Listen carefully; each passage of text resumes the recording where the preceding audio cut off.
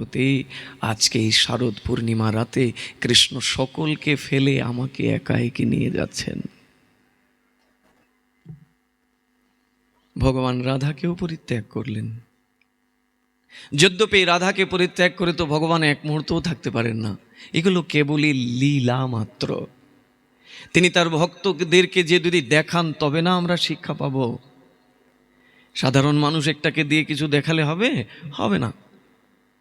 তাই তিনি যা কিছু লীলা করেছেন, সব লীলা বলতে ভৌম লীলার কথা বলছি, নরলীলা করতে এসে তিনি যা কিছু লীলা বিস্তার করেছেন সবগুলোই তার ভক্তদেরকে নিয়ে শিক্ষা দিয়েছেন। আপনাদের কি বলবো জানেন, আমি আসলে ভেবে উঠতে পারছি না যে প্রসঙ্গটা কি হওয়া উচিত। তবে গতকাল যেখানে অনুষ্ঠান ছিল আমি ওদেরকে বলছিলাম যে এই ধারাবাহিকতাটাই অটুট থাকবে আগামীকালের অনুষ্ঠানে। সেটা ছিল কি জানেন, আলোচনার প্রসঙ্গটা ছিল যে আমাদের উপাস্য কে হবেন। এই জায়গায় কিন্তু আমরা দুর্বল, এই জায়গাতেই আমাদের ভয়, এই জায়গাতেই আমাদের নিষ্ঠার অভাব। এমনি তো মুখে আমরা বলি নিষ্ঠা, আমি নিষ্ঠা নিয়েই করি, কিন্তু বিচার করে দেখবেন তো আদৌ কি নিষ্ঠা আপনার অটল হয়েছে কৃষ্ণের প্রতি? একটু বুঝতে হবে। আমরা যার চরণে বসে ভগবানের কথা শ্রবণ করছি, সেই ভগবতী মা কাত্যায়নী, তার চরণে অসংখ্য কোটি দণ্ডবোধ প্রণাম জানাই। তিনি আমাদের সবার প্রতি কৃপা বর্ষণ করুন, কারণ তারই প্রভুর কথা শুনতে বসেছি আমরা।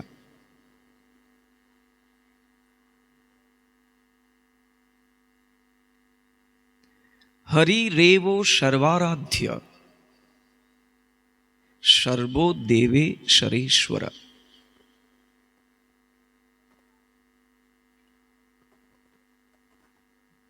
হরি হচ্ছেন সবার আরাধ্য, সর্বদেবেশ্বরেশ্বর, সমস্ত দেবতাদের তিনি ঈশ্বর। এরপরে কি না, ঈশ্বরেরও ঈশ্বর। ঈশ্বর আবার আছেন অনেকেই। ভগবানের যে 10 অবতার রয়েছে, নৃসিংহ, বামন, আজকে বরাহদেবের আবির্ভাব। প্রভাতে অর্চনান্তে বরাহদেবের অর্চনান্তে পারণাদি হয়েছে, আজকে ভগবান বরাহদেবের আবির্ভাব। ঈশ্বর, কিন্তু পরমেশ্বর নহেন। বরাহ, নৃসিংহ আদি কুর্ম যারাই আছেন এরা সবাই ঈশ্বর। আর সেই ঈশ্বরেরও ঈশ্বর একজন আছেন, তিনি হচ্ছেন ঈশ্বর পরম কৃষ্ণ, সচ্চিদানন্দ বিগ্রহ, অনাদির আদি গোবিন্দ, সর্ব কারণ কারণম। সমস্ত কিছু কারণের কারণ একজন, তিনি কৃষ্ণ। যখন কিচ্ছু ছিল না, পৃথিবী ছিল না, জল ছিল না, আগুন ছিল না, বায়ু ছিল না, দেবতা আদি কেউ ছিলেন না, তখন একজন ছিলেন। সেই একই হচ্ছে অদ্বিতীয়, সেই একই হচ্ছেন আমাদের উপাস্য। যদি মহাপ্রভুকে আমরা বিশ্বাস করি, মুখে খালি বললে হবে না যে মহাপ্রভু আমার প্রাণধন। যদি সত্যি মহাপ্রভু আপনার প্রাণধন হন, তাহলে মহাপ্রভুর আদেশকে আপনি পালন করবেন নাকি অন্য কারুর কথাকে আপনি মান্যতা করবেন? শ্রীনাথ চক্রবর্তীপাদ একদম স্পষ্ট করে বললেন, মহাপ্রভুর মতমিদং তত্রাদর ন পরহ। মহাপ্রভুর মতের বাইরে ন পরহ, আর কারুর মতকেই প্রাধান্য দেয়া যাবে না। কেন না, তিনি যুগ অবতার, সেই কৃষ্ণই শ্রীকৃষ্ণ চৈতন্য রূপে এসেছেন। আজকে একজনের একটু পাঠ শুনছিলাম, আমার পাশেই এরা চালাচ্ছিল, সেখানে কি সুন্দর বলছে ব্যাসাসনে বসে। বলছে কি জানেন? বলছে মহাপ্রভু নিজে সন্ন্যাসী, কিন্তু তিনি সন্ন্যাস ধর্মকে ত্যাগ করেছেন। কোথা থেকে পেল তারা এগুলো? এটা কি সমাজকে দুর্ভাগ্যের দিকে নিয়ে যাওয়া নয়? ষড় গোস্বামী যারা ছিলেন, রূপ সনাতন আদি, সন্ন্যাস যদি মহাপ্রভু নিষেধই করবেন, তাহলে তার সঙ্গী যারা ছিল রূপ সনাতন রঘুনাথ, এরা কি সন্ন্যাস কি কেবল একটি বর্ষণের বিষয়? মহাপ্রভু সন্ন্যাসকে পরিত্যাগ করেছেন, অথচ তারা ব্যাসাসনে বসে বলছেন এইসব কথা। এটা খুব বেশি মর্মান্তিক। আরেকজন বলছেন, তিনি বলছেন কি যে 1 কোটি কৃষ্ণ নাম নিলে যে ফল হয়, 1 রাধা নামে সে ফল হয়। কোথায় আছে এগুলো লেখা? মন গড়া কিছু বলে নিলে হবে? কৃষ্ণকে ছোট করলে তাতে কি রাধারানীর আনন্দ হবে আদৌ? বা রাধাকে ছোট করলে কি কৃষ্ণের আদৌ আনন্দ হবে?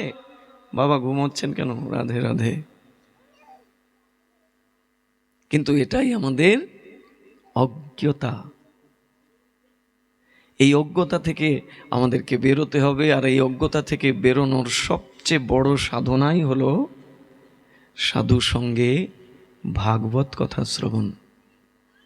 যদি এই কথাটা সাধু মুখে হয়, আগেই বলেছি যে উপদেশ দেওয়ার মতো যোগ্যতা যে কেউ লাভ করতে পারে না। তত্ত্বের ভেতরে যিনি প্রবেশ করেছেন, যিনি কৃষ্ণময়, কৃষ্ণ ব্যতিরিক্ত কিছু বোঝেন না। কবি বিড়িতম কলমশাপহম, কবি বিড়িতম, কবিগণ কর্তৃক তোমার কথা চতুর্দিকে সংস্তুত হয়েছে। তোমার এই দিব্য কথা যখন ধ্রুব, প্রহ্লাদ, নারদের মতো এইরকম মহাত্মার শ্রীমুখ থেকে প্রকাশিত হয়, তখন কি হয় জানো? কলমশ সমস্ত কিছু ধুয়ে মুছে পরিষ্কার হয়ে যায়।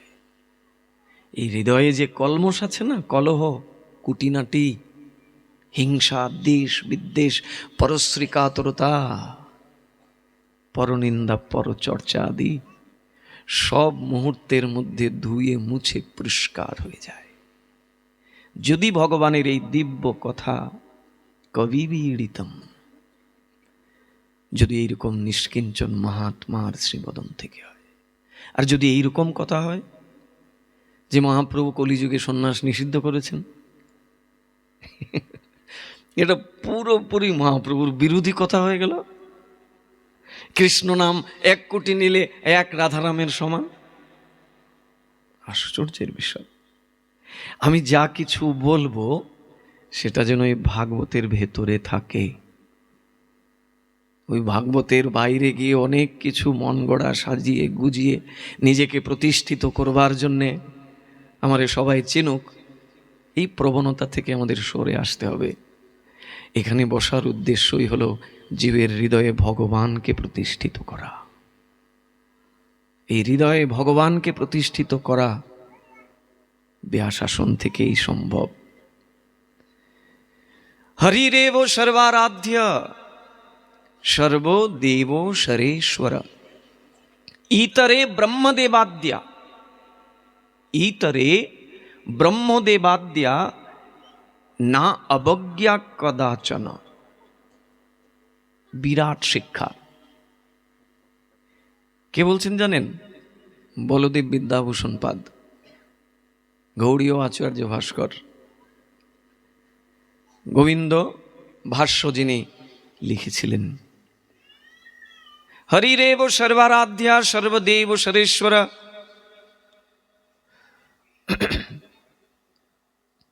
হরি সকলের আরাধ্য, কারণ হরি হচ্ছেন সর্বদেবের ঈশ্বর। এরপরে একটা কথাও বলছেন,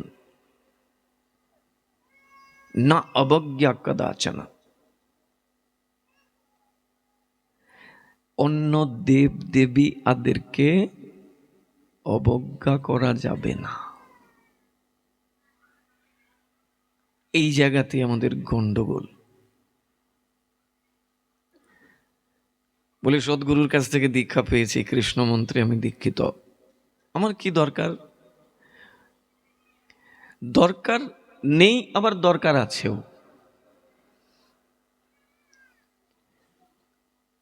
আমরা কি বলেছি না, উপাস্য একজন,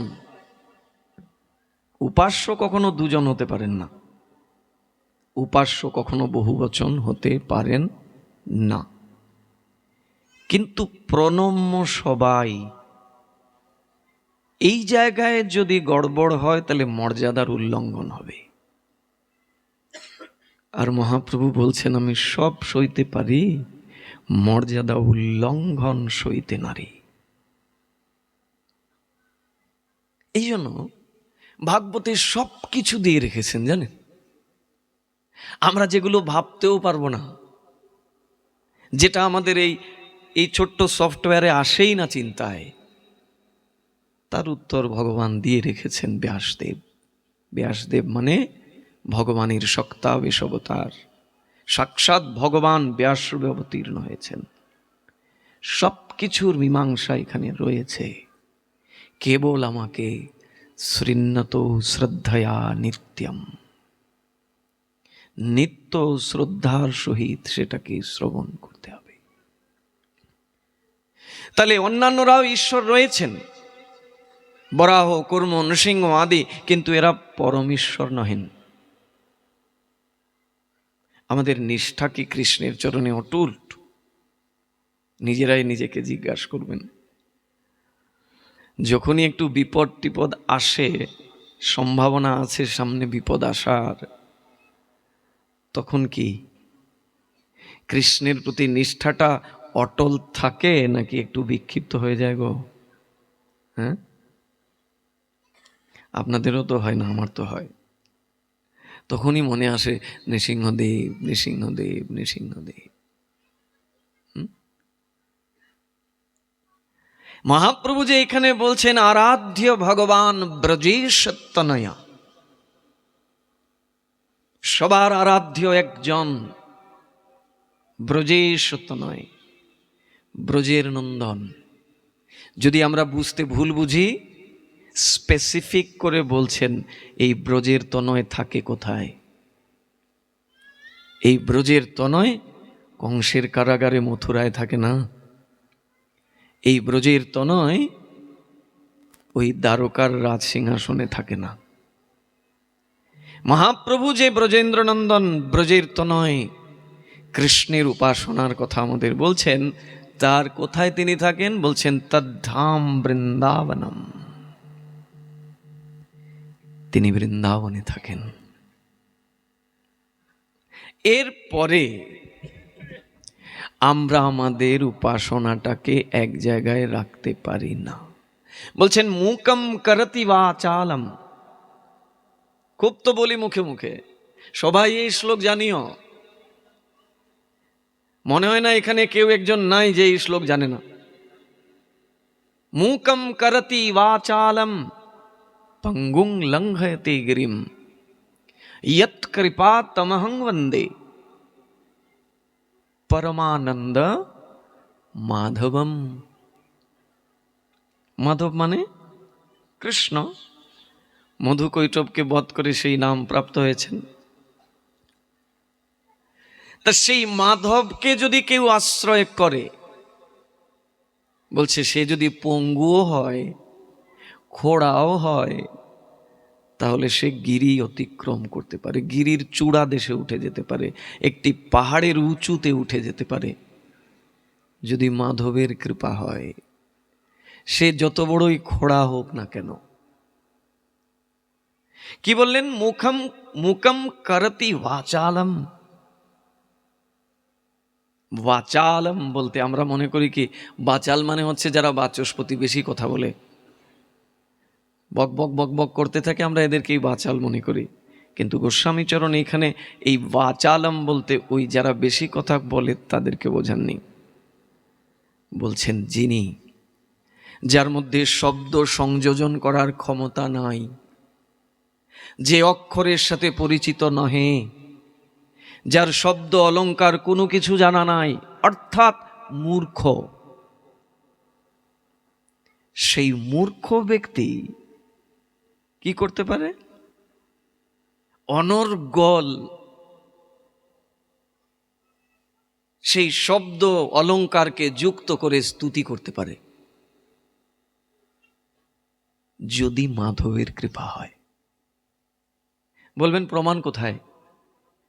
দেন দেখি এমনকে যারা ভগবান এইভাবে জিভার মধ্যে সমস্ত শব্দ অলংকার দিয়েছে, অথচ সেই ব্যক্তি মূর্খ ছিল।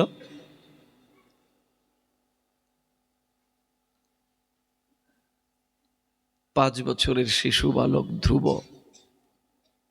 জীবনে কোনোদিন স্কুলের বারান্দায় যায়নি। কোথা থেকে যাবে? মা কেবল বলছে যা, হরিভজনেই শান্তি।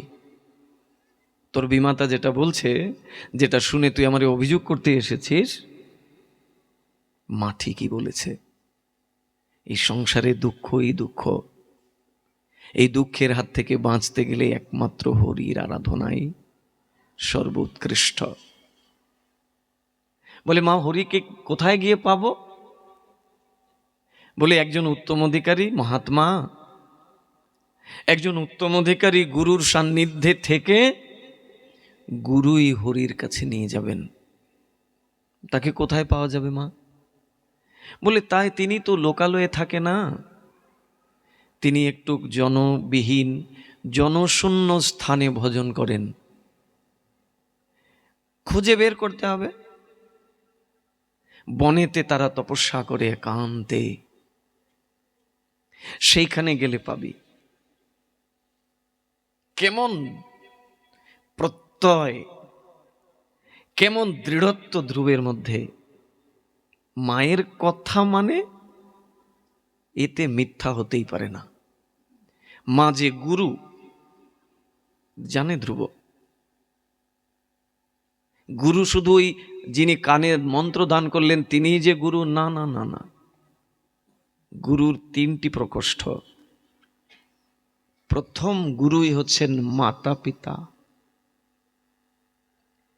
দ্বিতীয় গুরু হচ্ছেন দীক্ষা গুরু, তৃতীয় প্রকোষ্ঠ হচ্ছে শিক্ষা গুরুর, এবং একটা আরেকটার সাথে অঙ্গাঙ্গিভাবে যুক্ত।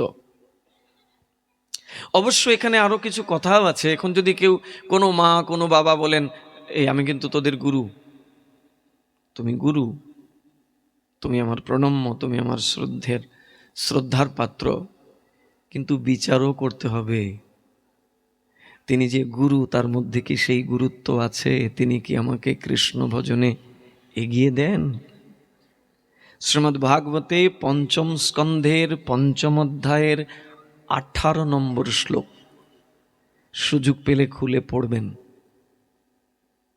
সেখানে স্পষ্টভাবে বলছেন, গুরুর ন শস্যাৎ জননীর ন শস্যাৎ।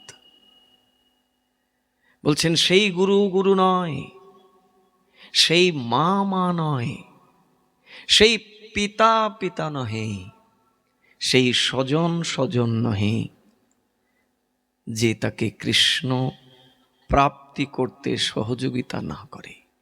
বলছেন তাকে ত্যাগ করতে। ত্যাগ করে নাই? খুব করেছে। মাকে ত্যাগ করেছে ভরত মহারাজ। 14 বৎসর মায়ের ছায়াটা পর্যন্ত নড়ায়নি। রামের বিরোধী পক্ষে গেছিলেন মা, তাই মাকেই পরিত্যাগ করেছে সন্তান। পিতাকে ত্যাগ করেন নাই? করেছেন প্রহ্লাদ মহারাজ। হিরণ্যকশিপুকে ত্যাগ করেছেন। হিরণ্যকশিপুর কোনো কথাকে তিনি সমাদর করেননি, কারণ হিরণ্যকশিপুর প্রত্যেকটি কথা কৃষ্ণ বিরুদ্ধে ছিল, ভগবানের বিরুদ্ধে ছিল। প্রহ্লাদ সমাদর করেন নাই। বলবেন গুরু ত্যাগ কে করলো? গুরু ত্যাগ করেছেন বলি মহারাজ। শুক্রাচার্যের কথা শুনেননি তো? শুক্রাচার্য বলছিলেন, সাবধান, তুই যারে সামান্য বালক ভাবছিস, এ সামান্য বালক না, এ ওই বিষ্ণু কপট বেশ ধারণ করে এসেছে, তোর সব কিছু হরণ করে নেবে। গুরুদেব বলছেন, তুই যারে দেখে আপ্লুত হচ্ছিস, যারে দান করবার জন্য উদ্যত হচ্ছিস, আমার কাছে এসে আদেশ চাইছিস, আমি তো আদেশ দেব না। কেন গুরুদেব? বলে এ তো বালক নয় রে, এ তো কপট বেশ ধারণ করে এসেছে, সাক্ষাৎ বিষ্ণু এই রূপে এসেছে। তোর কাছে যে ত্রিপাদ ভূমি চাইছে, জানিস তার পা কত লম্বা? তোর সর্বস্ব হরণ করে নিয়ে যাবে। তাহলে গুরুদেব জানেন যে বিষ্ণুর পা অনেক লম্বা, জেনেও শিষ্যকে বলছেন সেবা করা যাবে না। তা কি বলবেন? কৃষ্ণপক্ষের লোক না, এখানে তার নিজের স্বার্থ জড়িত ছিল। আজকে যদি দান দিয়ে দেয়, সব কিছু যদি নিয়ে নেয়, তাহলে আমি যে এসে ভালো মন্দ খাইটা, এগুলো তো সব বন্ধ হয়ে যাবে। হ্যাঁ, সেবা করতে দেবেন না।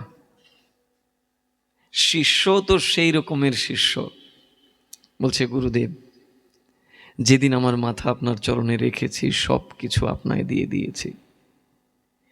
এই শরীর আমার শরীর নয়, আপনি আমাকে টুকরো টুকরো করে জলে ভাসিয়ে দেন, কোনো প্রতিবাদ করব না।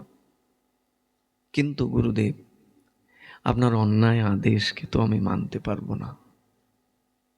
আপনি যা আমাকে বলছেন, এটা তো ধর্ম কথা হতে পারে না, এটা সম্পূর্ণ অধর্ম। আমি এই দানছত্র খুলেছি, এর দ্বারা যদি ভগবান আমার প্রতি প্রসন্ন হন, আমাকে কৃপা করেন, আর তুমি বলছো সেই ভগবান নিজে এসেছেন এইখানে, আর তাকে দান দেব না আমি? গুরুকে ত্যাগ করলেন, স্বজনকে ত্যাগ করলেন কে? বিভীষণ রাবণকে ত্যাগ করেছে। ভগবত কর্ম করতে যিনি বাধা সৃষ্টি করবে, বলছেন এ স্বজন হলেও স্বজনাক্ষ দস্যু, এ স্বজন নয়। সঙ্গ এমন একটা বিষয়, আপনারা তো অনেক সৌভাগ্যবান, সাধু সঙ্গ করেন, এই সৌভাগ্য তো সবার লাভ হয় না। দশবিধ সংস্কারের মধ্যে একটি সংস্কার হচ্ছে সঙ্গ সংস্কার। আপনার সঙ্গটা কি হবে? যদি সঙ্গটা অসতের হয়ে যায়, অসাধুর হয়ে যায়, সব হারাতে হবে। হস্তিনাপুরের রাজ্যে এখন আসীন হবেন পঞ্চপাণ্ডব। যুদ্ধে তারা জয় লাভ করেছেন, কৌরব পক্ষকে বধ করেছেন, বধ করে তারা যুদ্ধে জয়লাভ করেছেন। এবার কৃষ্ণ বলছেন, আমার তো অন্যান্য কাজ আছে, দ্বারকায় ফিরে যেতে হবে, এবার তোমাদেরকে রাজ্যে অভিষেক করাবো।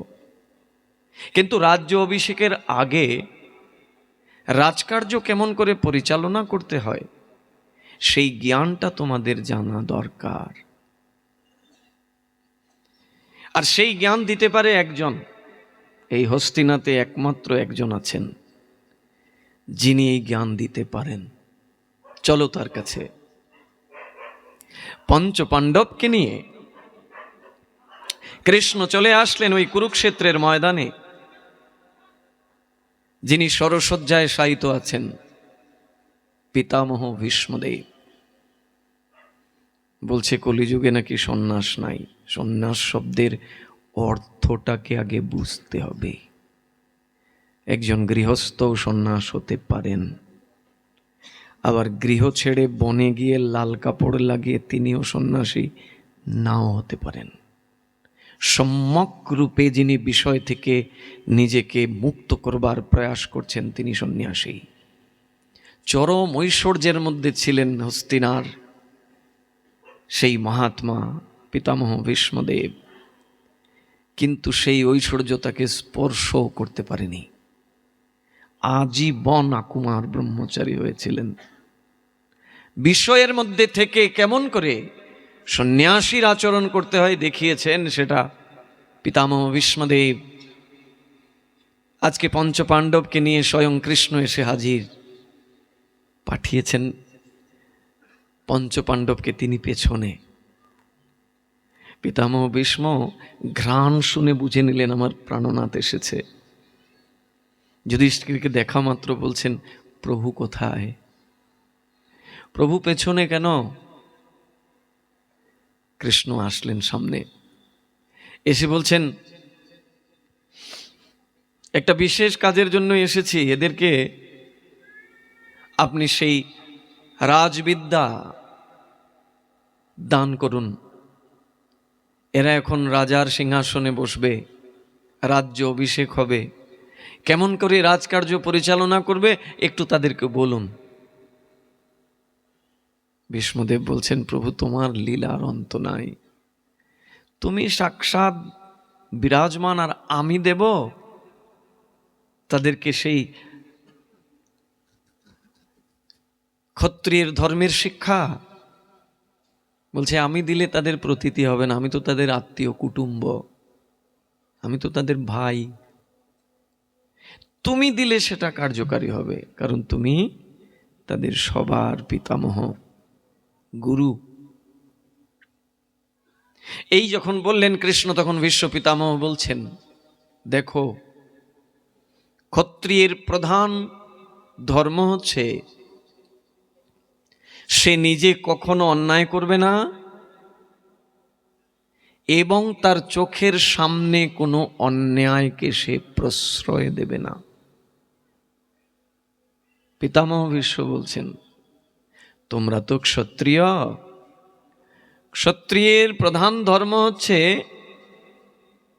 সে কখনো অন্যায় কার্য করবে না এবং তার চোখের সামনে কোনো অন্যায় কার্যকে সে সহ্য করবে না। যখনই এই কথা বলছেন না, দ্রৌপদী একটু হাসলেন। সামনেই দ্রৌপদী ছিলেন, দ্রৌপদী একটু হাসলেন। দ্রৌপদীর হাসিটা তীরের মতো গিয়ে বিঁধল ভীষ্ম পিতামহের হৃদয়ে। বলছেন, পুত্রী, কেন হাসলে? তুমি তো মিছামিছি হাসতে পারো না, নিশ্চয়ই কোনো কারণ আছে। বলো না পুত্রী, কেন তুমি হাসলে? বলছে, না পিতামহ, আমি আসলে বুঝতেই পারিনি, হঠাৎ করে আমার এরকম হয়েছে, আপনি আমাকে ক্ষমা করে দেন। বলে, হতেই পারে না, তুমি সতী নারী, তুমি অহৈতুকী হাসতেই পারো না। বলো কি কারণ, কেন হাসলে? বলে, কেন হাসছি জানো? মনে পড়ে সেই দিন ভরা সভায় দুর্যোধন দুঃশাসন আমার বস্ত্র টানছিল, আর আমি একে একে সবার কাছে করজোড়ে প্রার্থনা করছিলাম, কেউ সাহায্য করছিল না। অন্তে তোমার কাছে গেছি পিতামহ, তোমাকে বলেছি যে এই অন্যায়ের হাত থেকে আমায় রক্ষা করুন।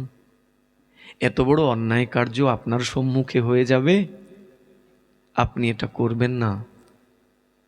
কিন্তু সেই দিন পিতামহ আপনি মাথা নুইয়েছিলেন, কই সেদিন তো প্রতিবাদ করেন নাই। আজকে যে আপনি আমার স্বামীদের বলছেন যে ক্ষত্রিয়ের প্রধান ধর্মই হলো সে কোনোদিন অন্যায় কার্য করে না এবং তার চোখের সামনে কোনো অন্যায় কার্য হতে দেখে প্রতিবাদ না করেও থাকে না, তা সেদিন প্রতিবাদ করলেন না পিতামহ? সঙ্গটা কি দেখুন। বলছেন, জানো পুত্রী, কেন করতে পারিনি? সেদিন ওই যে আমার শরীরে অসতের উপার্জিত রক্ত,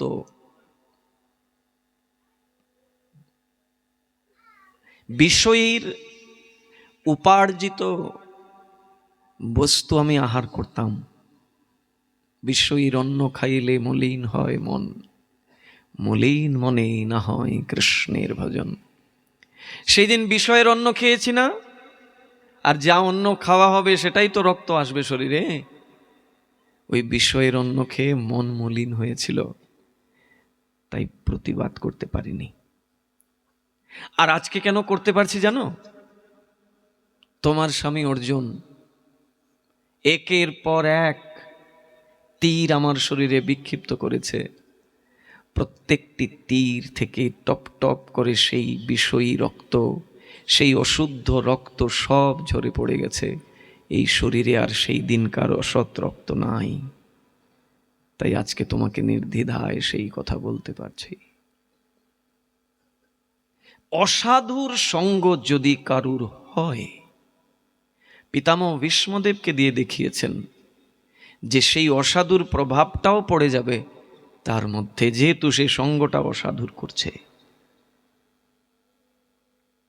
তাই সঙ্গটা হতে হবে আমার চাইতে ঊর্ধ্বের, আমার চাইতে যে আরো অধিক ভজন করে তার সঙ্গ। যদি সেটা নাও পাই, অন্তত সমসাময়িক তো হতে হবে। নিচের হলে পরে সমস্যা আছে, ওটা এনে নামাবে আপনারে। ভক্তবৃন্দ, আপনাদের সন্ধ্যাটা তো হয় রাত 9:30। এই বড় দুর্ভাগ্যের বিষয়। এমনিতেই তো কত দিনের ইচ্ছা যে আপনাদের মতো সজ্জনদের দর্শন পাবো, পেলাম তো বটে, কিন্তু সেই পেতে পেতে রাত 9:30।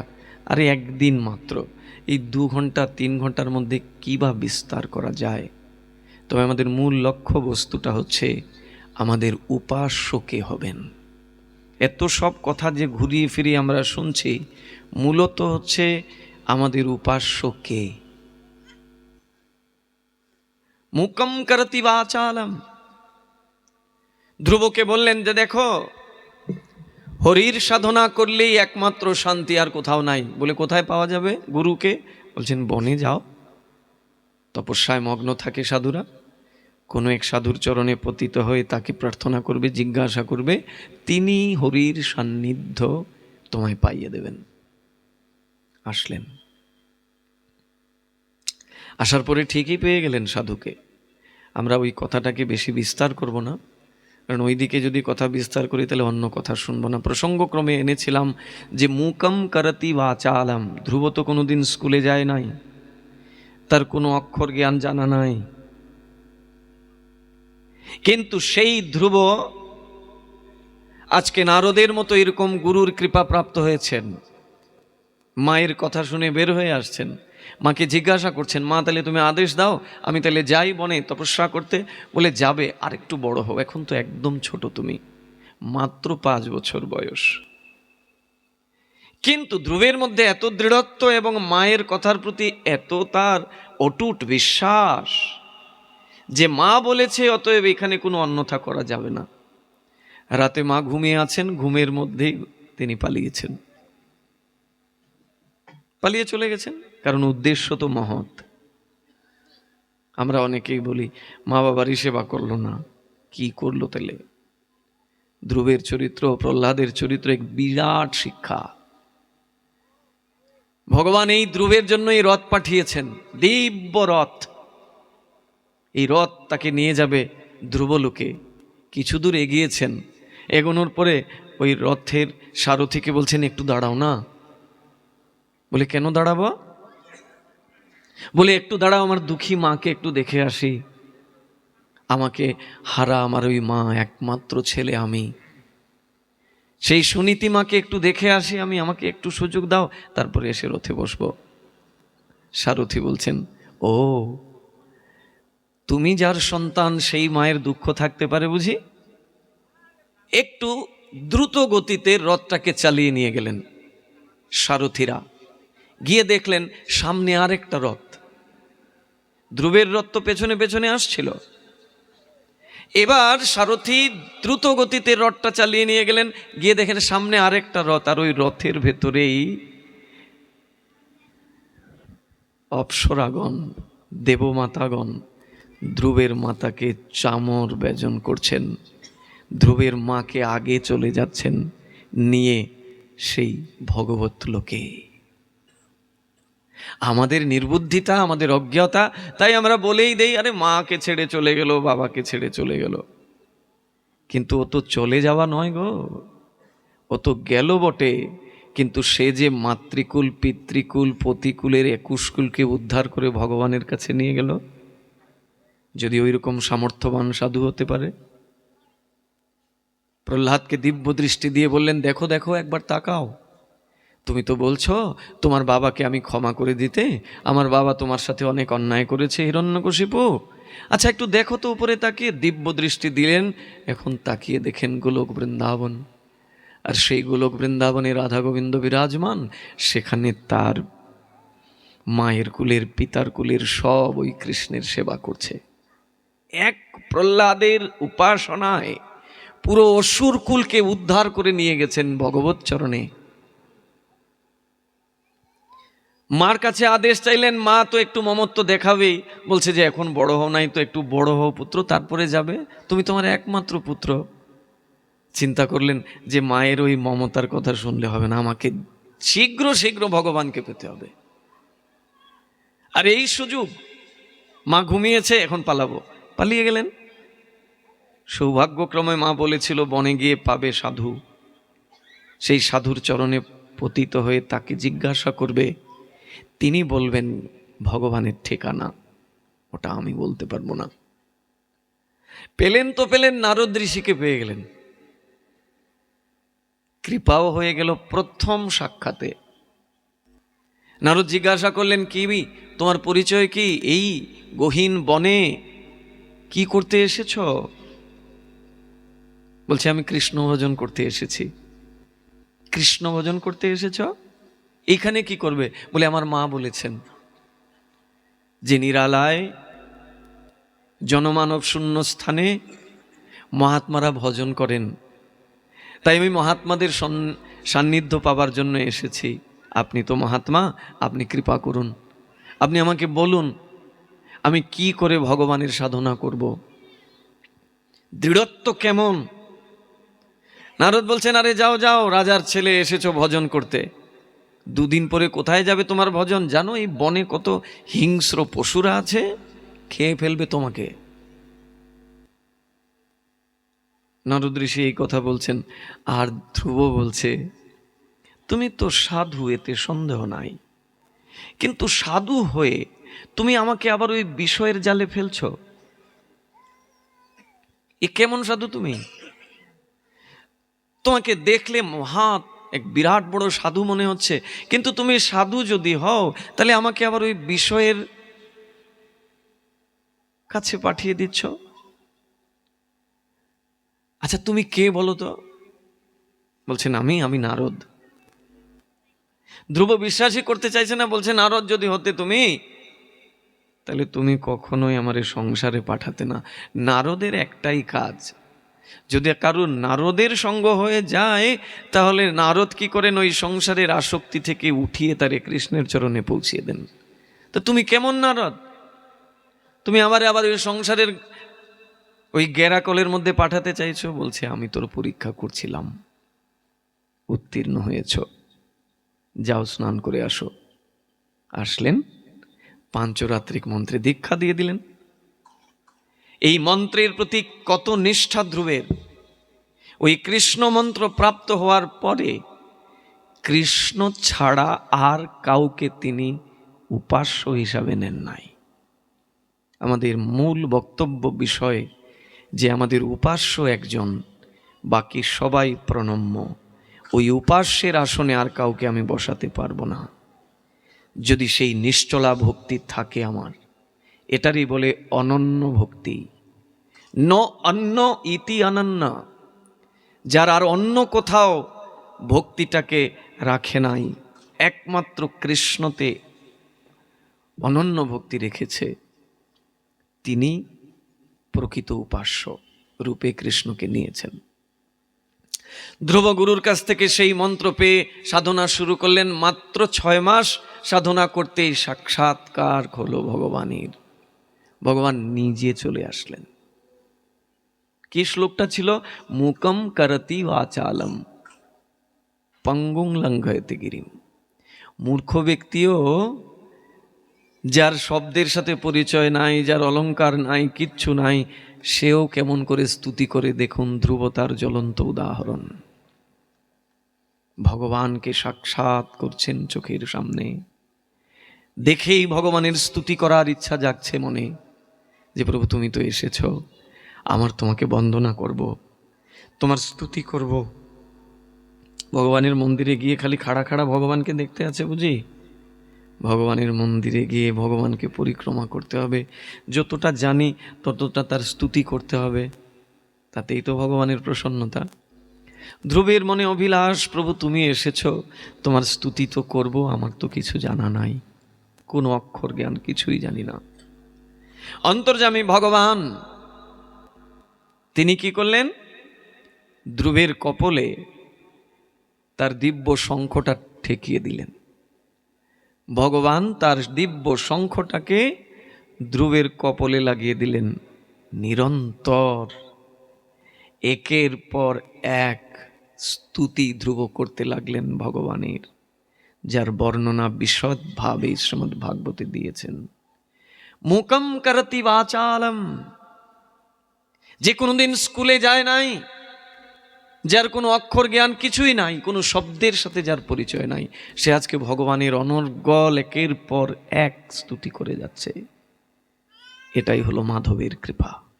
যৎ কৃপা তমহং বন্দে পরমানন্দ মাধবম। সেই পরমানন্দময় ভগবানের মাধবের কৃপা যদি কারোর উপরে হয়, তাহলে সে বাচাল হলেও, মূর্খ হলেও সে স্তুতি করতে শুরু করে দেয়। মহাপ্রভু তো আরো এক ধাপে গিয়ে, মহাপ্রভুর কৃপা তো বলে শেষ করা যাবে না। মহাপ্রভু ওইদিকে তো ধ্রুব কথা বলতে পারে, নারদের সাথে কথা বলেছেন, আবার নারদ যে কথাগুলো বলেছেন সেগুলো শুনেওছেন, কৃপাও পেয়েছেন। আর মহাপ্রভু এমন একজনকে কৃপা করলেন এই কলিযুগে, জানেন? ইনি বোবা আবার কালাও, কানেও শুনে না, কিছু বলতেও পারে না। মুকম করতি বাচালম। আসলে রাত অনেক হয়েছে তো এই জন্য সবাই ঘুমিয়ে পড়ছেন। 10:30 বাজে। না ঘুমাবেন না বললে তো ভুল হবে, ঘুমাবেন না বললে তো ভুল হবে। কলির চেলা তো সব জায়গায় থাকবে, এটা খুব স্বাভাবিক, খুব স্বাভাবিক। আচ্ছা যাই হোক বাবা, এরকম বলতে নাই, কারুর মনে কষ্ট দিয়ে কিছু বলা উচিত নয়। এটা হচ্ছে এমন একটি যন্ত্র, এই যন্ত্রের দ্বারা সব কিছু হয়। এই যন্ত্রকে প্রয়োগ বিধি যদি না জানি, তাহলে এই যন্ত্রের দ্বারা আমি অপরাধ সঞ্চয় করব, পাপ সঞ্চয় করব। আর এটার প্রয়োগ বিধি যদি জানি, তাহলে এটা প্রয়োগের দ্বারা ভগবানের আশীর্বাদ লাভ করব। বাচো বেগম মনস, প্রথম শিক্ষায় রূপ গোস্বামীর বাক্যের বেগকে দমন করা। অতএব এই জায়গায় আমাদের খুব বেশি খেয়াল রাখতে হবে। অবশ্যই মিষ্টভাষ্য হতে হবে আমাদেরকে। আর ঘুম আসবে না কেন বলুন? রাতও তো অনেক হয়েছে। আর ঠান্ডার মধ্যে সবাই একজন আরেকজনকে জড়িয়ে বসেছেন, তো ভালো গরমও লাগছে। এর মধ্যে গতকালকে ছিল একাদশী, রাত পুয়ে আবার নিত্যানন্দ ত্রয়োদশী। সবাই ভাবছেন মনে মনে, বা ছেড়ে দে মা, কেঁদে বাঁচি, তাড়াতাড়ি ছাড়ো বাবা, একটু প্রসাদ টোসাদ পেয়ে ঘুমাই। ওই যে বলছিলাম, আমার দুর্ভাগ্য, আপনাদের সঙ্গ পেলাম তো বটে, কিন্তু সেই রাত 9:30, এখনো কিন্তু কথার ভেতরে ভালো করে পৌঁছাতেও পারলাম না। মহাপ্রভু কি করলেন জানেন? এক বোবা কালা এর মুখ দিয়ে কৃষ্ণ কথা শোনালেন। সেন শিবানন্দ। সেন শিবানন্দ একজন গৃহস্থ। সেই গৃহস্থের উপরে মহাপ্রভুর একটি বিরাট দায়িত্ব ছিল। কি দায়িত্ব?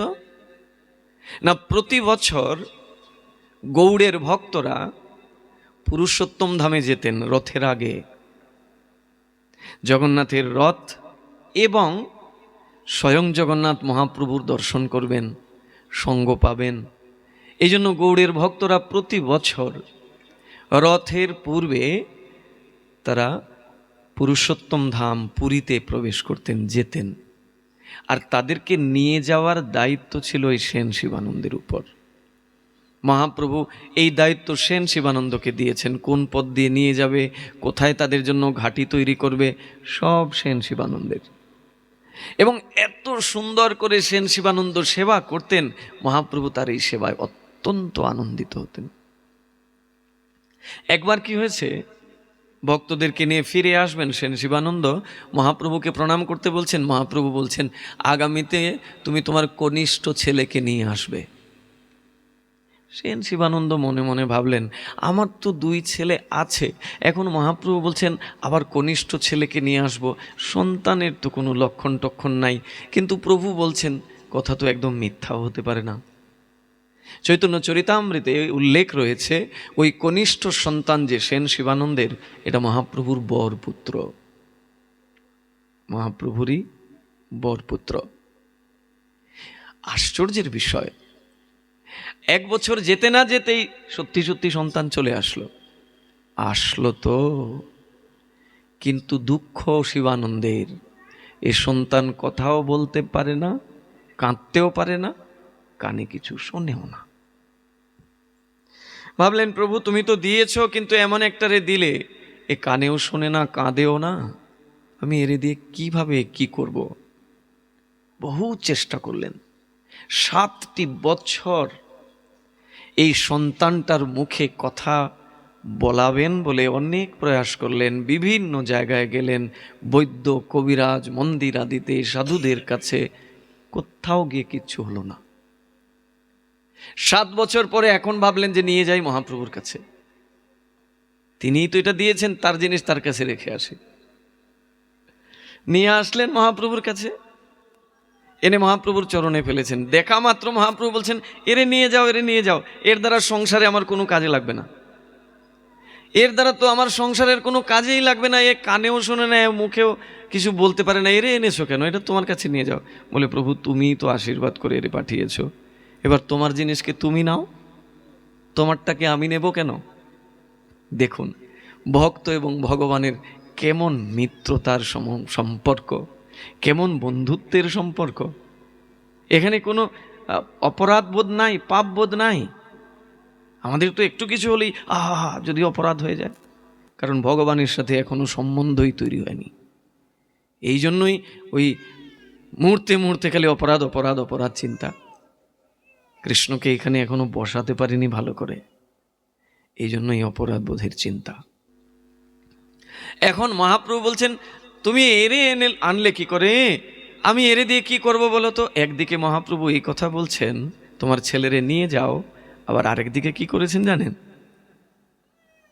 মহাপ্রভুর চরণের বৃদ্ধাঙ্গুষ্ঠ, ওই বুড়ো আঙ্গুলটা ওই ছেলের মুখে ঢুকিয়ে দিয়েছেন। সেন শিবানন্দের ওই ছেলের মুখে ওই বৃদ্ধাঙ্গুষ্ঠটা ঢুকিয়ে দিয়েছেন। আর সেন শিবানন্দের ছেলেও ওইটাকে চুষতে শুরু করেছে। মা যেরকম সন্তানকে স্তনপান করায়, ঠিক তদ্রুপ মহাপ্রভুর ওই বৃদ্ধাঙ্গুষ্ঠটাকে সে চুষতে শুরু করেছে। অনেকক্ষণ ধরে চুষছে, চুষতে চুষতে হঠাৎ মহাপ্রভু বলছেন, এই কৃষ্ণ বলো। পুত্রকে বলছেন, কৃষ্ণ বলো। ভ্রুক্ষেপ নাই।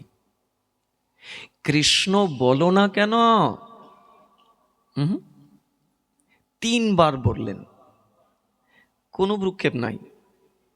মহাপ্রভু তখন স্বরূপ দামোদরকে বলছেন, স্বরূপ, আমি স্থাবর জঙ্গম সকলকে কথা বলিয়েছি, বৃক্ষকে পর্যন্ত কথা বলিয়েছি, বনের পশুকে পর্যন্ত বলিয়েছি। বৃন্দাবনে যখন মহাপ্রভু যান ঝাড়িখণ্ডের পথ দিয়ে, তখন যেতে সময় এক বাঘের সাথে পা লেগে গেল। হিংস্র বাঘ শুয়েছিল, মহাপ্রভু যাচ্ছিলেন, পথটত্ত ছিল না, ওই জঙ্গলের ভেতর দিয়ে ছুটেছেন উন্মাদ হয়ে, বৃন্দাবনে যাচ্ছেন। পাটা লেগে গেল একটি বাঘের গায়ে। ওই বাঘটাকে পা লেগে গেছে। মহাপ্রভু ভাবলেন, ওহো হো হো, এর পা লেগে গেল, অপরাধ করে ফেললাম। বাঘটাকে উঠালেন, উঠিয়ে বাঘটাকে বললেন, হরে কৃষ্ণ হরে কৃষ্ণ। বাঘও হাত তুলে বলতে লাগলো, হরে কৃষ্ণ হরে কৃষ্ণ।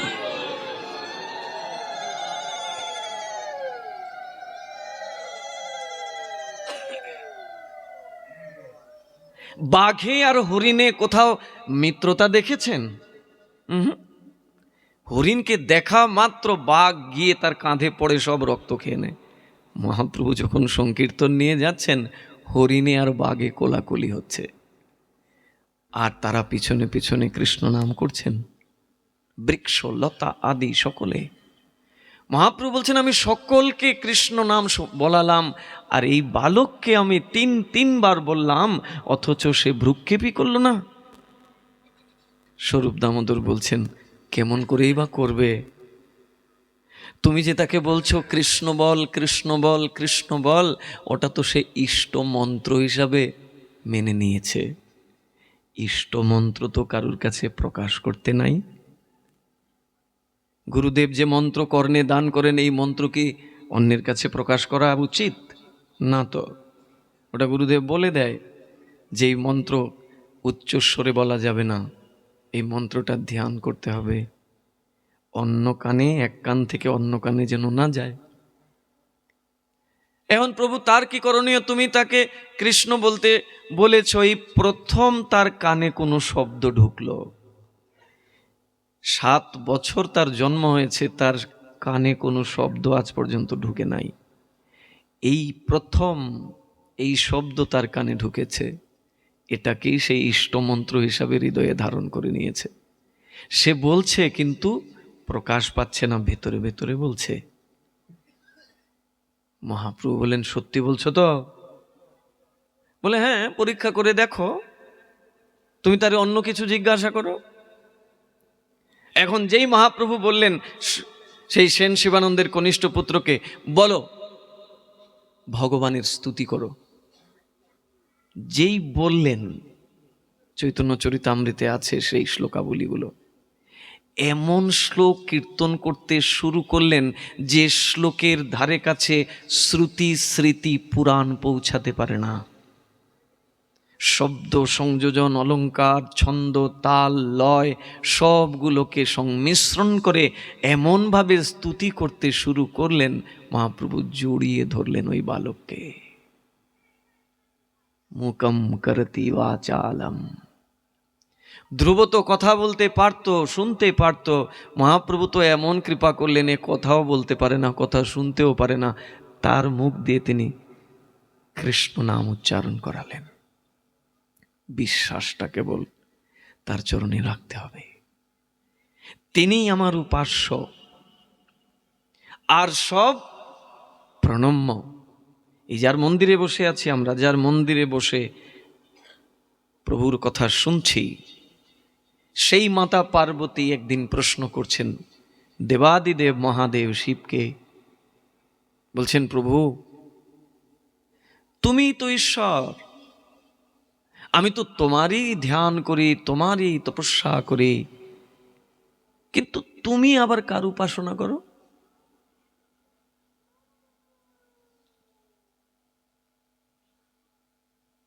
হাসছেন, হেসে বলছেন, শুনবে কার উপাসনা করি? আরাধনানাং সর্বেষাং বিষ্ণুর আরাধনানাং পরম। পরম মানে শ্রেষ্ঠ, সেই শ্রেষ্ঠ বস্তু বিষ্ণুর আরাধনা আমি করি। তিনি সকলের ঈশ্বর, সর্বদেবেশ্বরেশ্বর, ইতরে ব্রহ্মদেবাদ্যা না অবজ্ঞা কদাচন। তিনি সকলের ঈশ্বর, তিনিই একমাত্র স্বতন্ত্র, আর কেউ স্বতন্ত্র নয়। আপনি শিবকে ভালোবাসেন, শিবের প্রতি আপনার শ্রদ্ধা অনেক বেশি থাকুক, কিন্তু শিবকে যদি স্বতন্ত্র ঈশ্বরের আসনে বসিয়ে দেন, সেখানে গন্ডগোল। একেলা ঈশ্বর কৃষ্ণ আর সবে ভৃত্য। মহাপ্রভু পরীক্ষা করছেন তার ভক্তের ভক্তির, যে কেমন তার নিষ্ঠা, কেমন তার ইষ্টনিষ্ঠা একটু দেখি। মহাপ্রভু মুরারি গুপ্তকে বলছেন, ও মুরারি, তুমি যদি একটু স্বজাতি হয়ে যেতে তাহলে কত ভালো হতো। এই দেখো না, আমার সাথে এই শ্রীবাস অঙ্গনে যারা যারা রয়েছে সবাই তো কৃষ্ণ নামে বিভোর, কৃষ্ণই তাদের প্রাণ, কৃষ্ণই তাদের সব, আর তুমি রামকেই তোমার উপাস্য করেছ। একটু যদি তুমিও আমাদের দলে চলে আসতে তাহলে আমরা সবাই মিলে স্বজাতি সঙ্গ করতাম, এক কৃষ্ণের উপাসনা করতাম। মুরারি গুপ্ত তো এই কথা শুনেছে, কিন্তু শোনার পরে যখন বাড়িতে গেছে সারা রাত আর ঘুম হয় না, যে কি কথা শুনলাম। আর যিনি এই কথা বললেন ইনি স্বয়ং ভগবান নিজে। তিনি বলছেন, তুমি যদি স্বজাতি হতে তাহলে আমরা সবাই মিলে এখানে কৃষ্ণ কীর্তনে আরো বেশি আনন্দ পেতাম। মুরারি গুপ্ত সারা রাত ঘুমাচ্ছে না, কি করবে কি করবে। এক প্রকার মহাপ্রভু আদেশই বলতে হবে, আদেশই করেছেন। সারা রাত তার ঘুম হলো না। প্রভাত হয়ে যায় এমন সময় ভাবলো এই দেহই রাখবো না। যে মাথা আমি প্রভু রামের চরণে অর্পণ করেছি, যে মস্তকটা আমি রামচন্দ্রের চরণে বিক্রি করেছি, ওই মাথাটাকে আবার উঠিয়ে অন্য জায়গায় দেব কি করে? এটা তো ব্যভিচারিণী হবে। পতিব্রতা স্ত্রী এক পতিকেই পূজা করেন, দুজনকে না। যদি সেটা ল্যাংড়া হয়, খোড়া হয়, লোলা হয়, ভাবতে হবে যে এটাই আমার কর্মে ছিল। এখন তিনি কি করলেন জানেন? অস্ত্রেতে ভালো করে শান দিলেন যে এটা দিয়ে গলা কেটে দেবেন, নিজে নিজেকে মেরে ফেলবেন। এই দেহ নিয়ে আর মহাপ্রভুর কাছে যাবেন না। অন্তর্যামী মহাপ্রভু ঠিক চলে আসলেন, এসে বাইরে থেকে ডাকছেন, মুরারি মুরারি মুরারি, দরজা খোলো।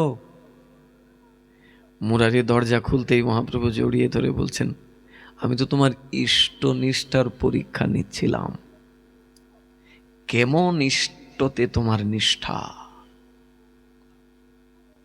আমি আর রাম ভিন্ন নহে, কৃষ্ণ আর রাম ভিন্ন নহে।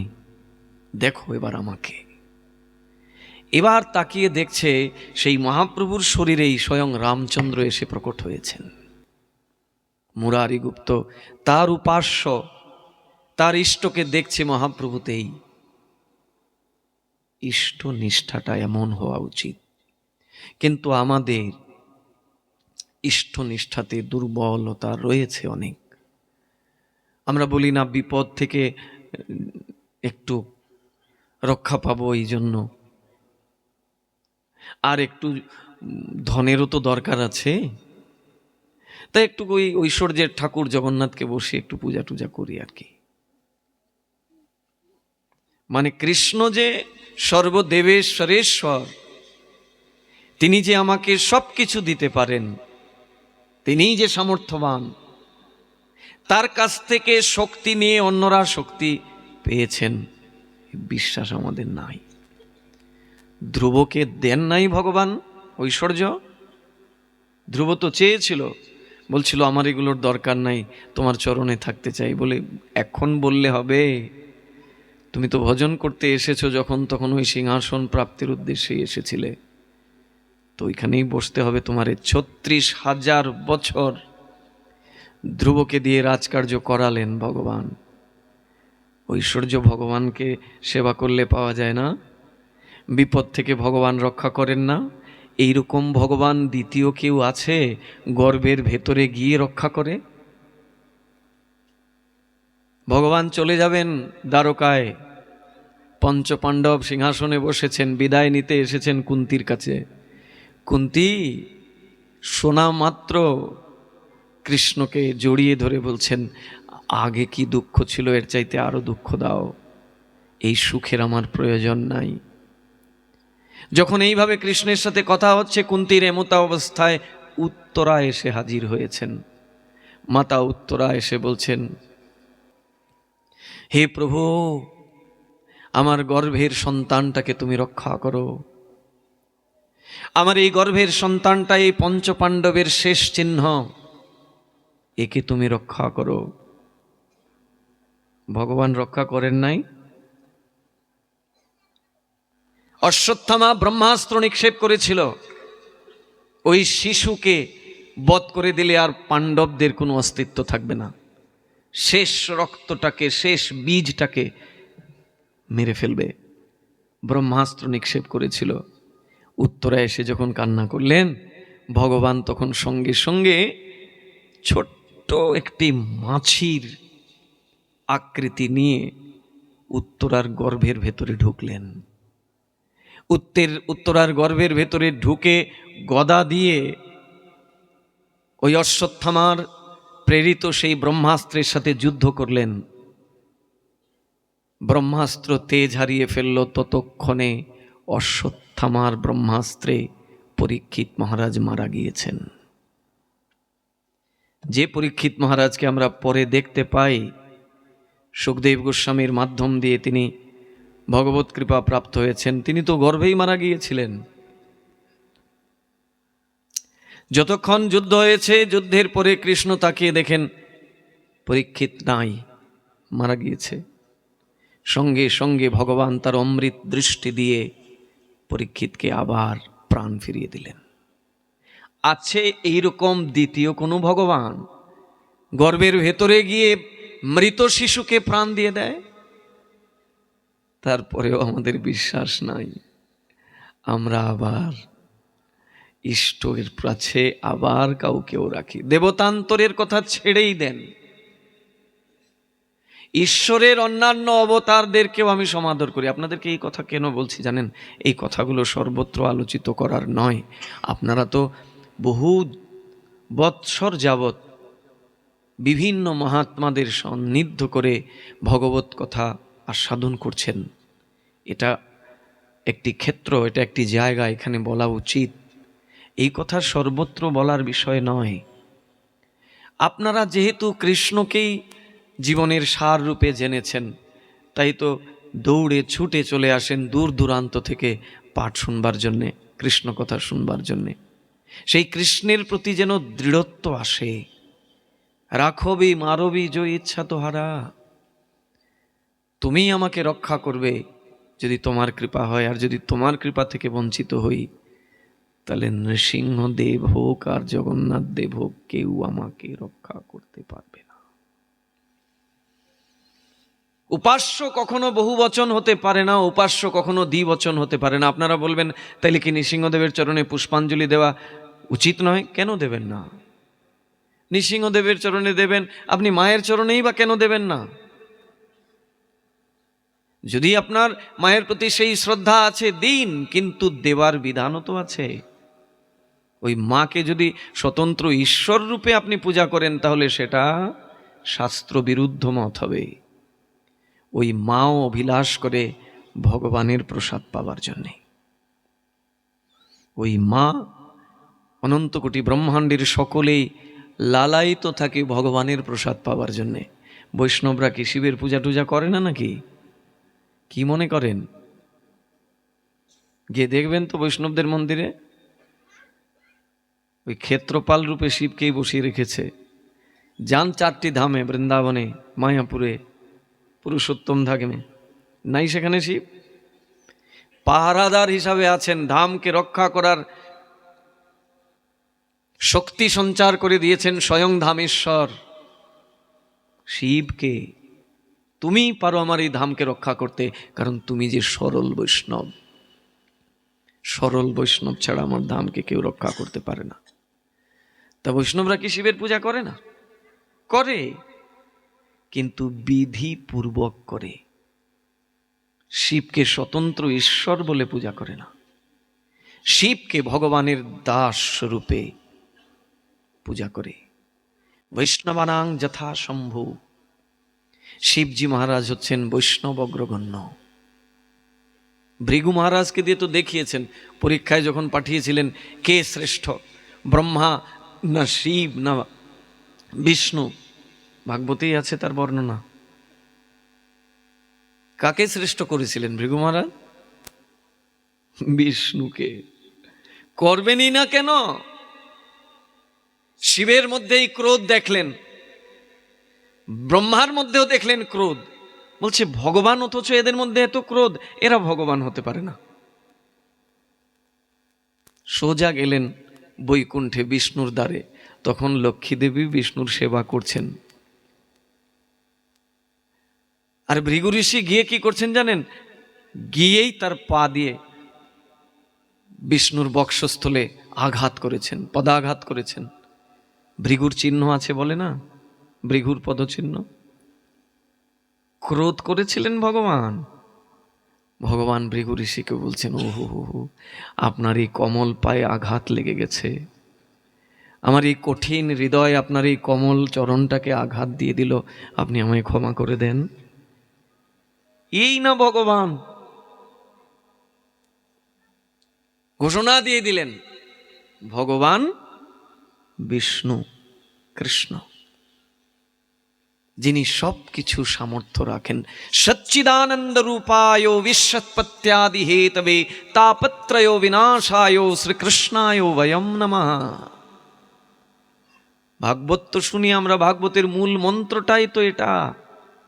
ব্যাসদেব কার চরণে প্রণত হয়েছেন? প্রারম্ভেই বলছেন আমি যার কথা বলবো এখন, তিনি কে? তিনি কৃষ্ণ, সচ্চিৎ আনন্দময় বিগ্রহ তিনি। তার সঙ্গ করলে সব কিছু মিলে যায়। ভক্তবৃন্দ, অনেক কথা দেখুন, আজকে তো গান টান করলামই না, কি গান করব? সময় আছে গান করার? এখানে একজন বলছেন বাবা গান করেন, দেখবেন ঘুম পালাবে না।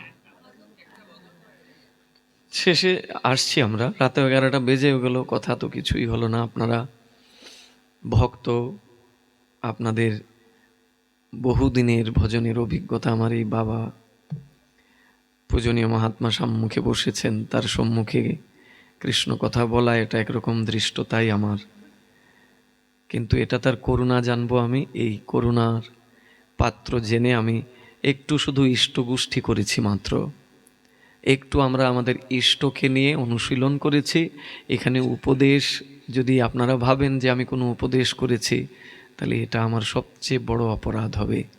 উপদেশ দেবার মতো যে যোগ্যতা, সেটা ন্যূনতমও নাই আমার মধ্যে। উপদেশ তো তারা করতে পারেন।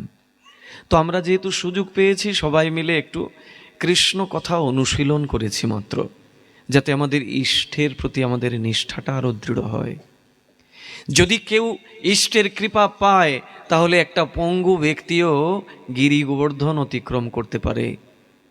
যদি কারোর প্রতি ইষ্টের কৃপা হয়ে যায়, তাহলে সে মূর্খ ব্যক্তিও স্তুতি করে নিতে পারে ভগবানের।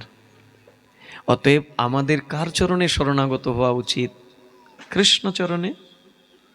এবার বাকিদেরকে পূজা করতে পারি, করব না যে তা নয়। যদি আমার মনে হয়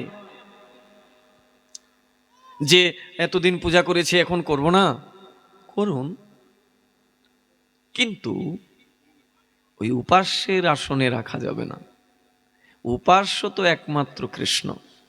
এক সাধে সব সাধে, সব সাধে कोई न साधे।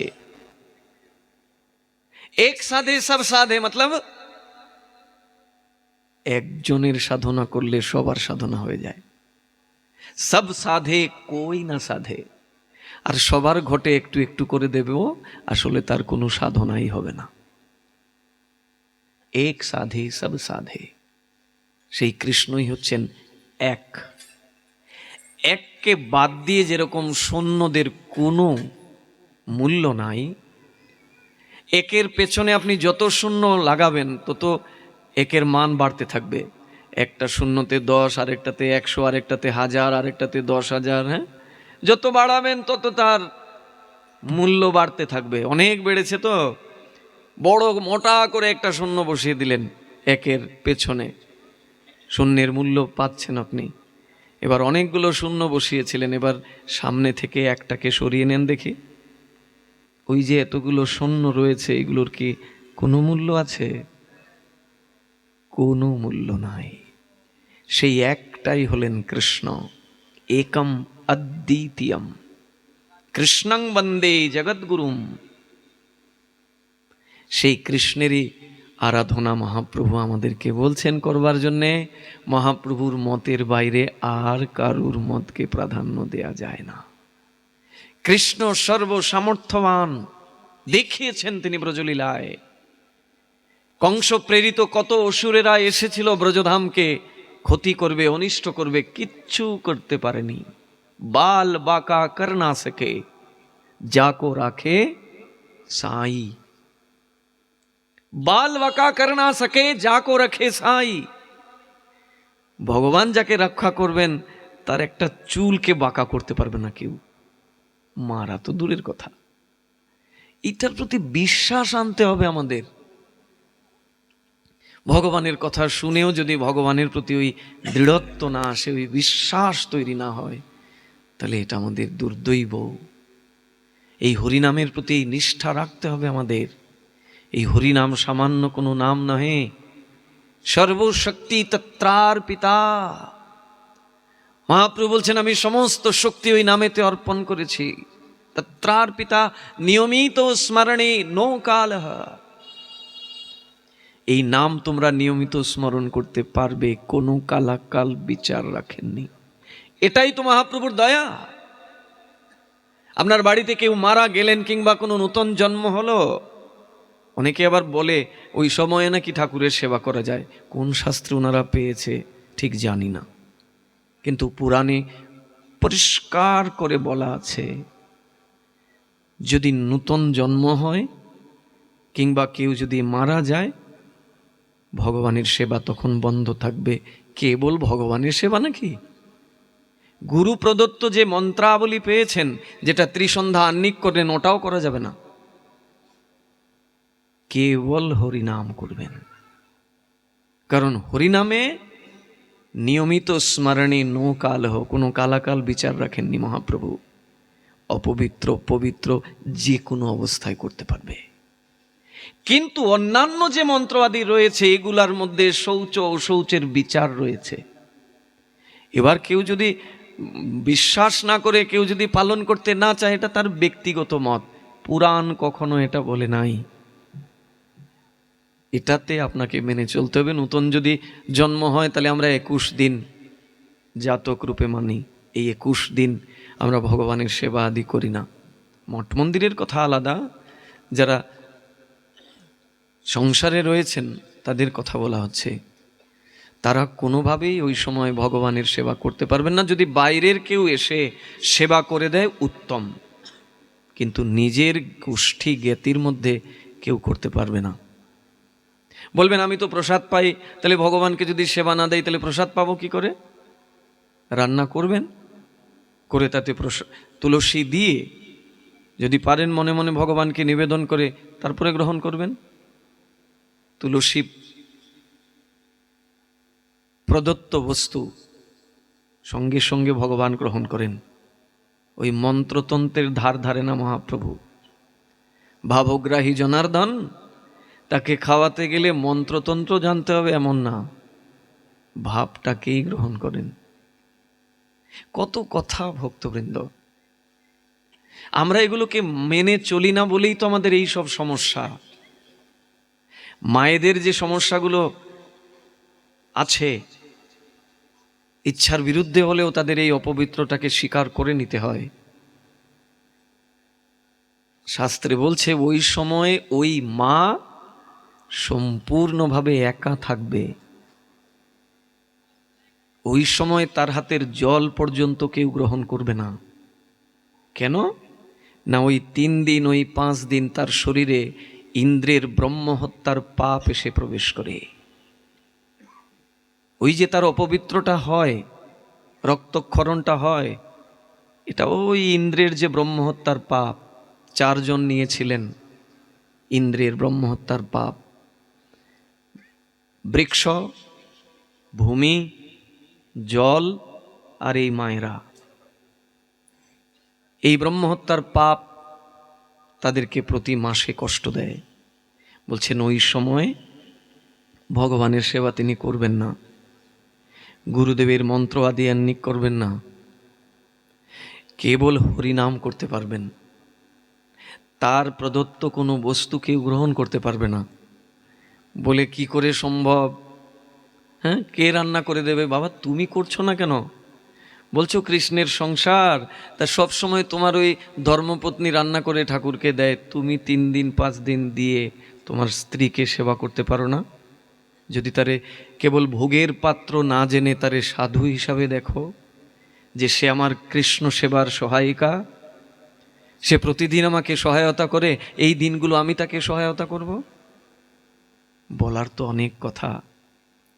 ভাগবতে এমন কোনো বিষয় নাই যেটার মীমাংসা দেওয়া হয়নি, সব আছে। কিন্তু যদি কেউ এটাকে উপেক্ষা করে, না মানে, সেটা তার ব্যক্তিগত অভিমত। অনেকে বলে কেন আমি যেদিন দীক্ষা নিয়েছি ওই দিন তো আমি অচ্যুত গোত্র হয়ে গেছি, আমি এখন অচ্যুত। আচ্ছা নিজেকে জিজ্ঞাসা করেন তো, অচ্যুত হয়েছেন? অচ্যুত মানে সে সংসারের সব কিছু থেকে চ্যুত।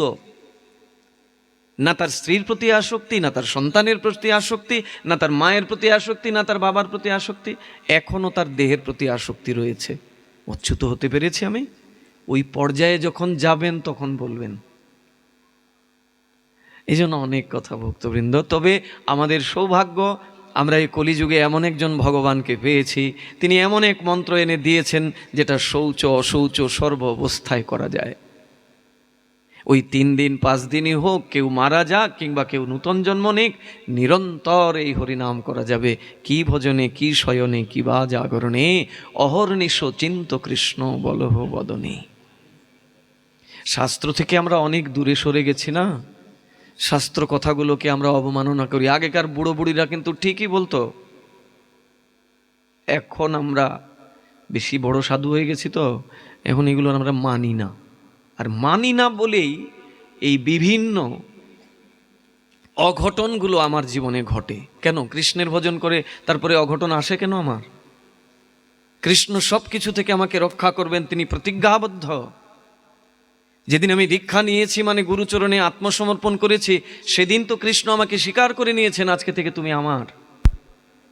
হ্যাঁ, তাহলে কেন বিপদ বিভ্রান্তি আসে? ওই যে শাস্ত্রকে উল্লঙ্ঘন। শ্রুতি স্মৃতি পাঞ্চরাত্রিক বিধিং বিনা হরের নাম উৎপাতৈব কেবলম। বাবা বলেছেন না এই কথা? শ্রুতি স্মৃতি পুরাণাদি পাঞ্চরাত্রিক বিধিং বিনা হরের নাম উৎপাতৈব কেবলম। যদি শ্রুতি স্মৃতি পুরাণকে উল্লঙ্ঘন করে কেউ কৃষ্ণ নাম করে, ওই কৃষ্ণ নাম তার জীবনে উৎপাত বয়ে আনবে। শাস্ত্রকে মর্যাদা দিতে হবে। ওই শাস্ত্রই সাক্ষাৎ ভগবান। ভগবান ধরাধামে বিগ্রহ রূপে নাই। ভগবানের 2টি মূর্তি, একটা হচ্ছে পরব্রহ্ম আর একটা হচ্ছে শব্দব্রহ্ম। পরব্রহ্ম রূপে তিনি রয়েছেন বৈকুণ্ঠে, আর শব্দব্রহ্ম রূপে রয়েছেন তিনি এই ধরাধামে। এই শব্দব্রহ্মটাই হলো শাস্ত্র। শাস্ত্ররূপেই ভগবানকে দেখা যায় কর্ণের দ্বারা। আমাদের নিষ্ঠাটা তার কাছে আসবে, এই জন্য বিগ্রহকে সেবার আয়োজন দিয়েছেন।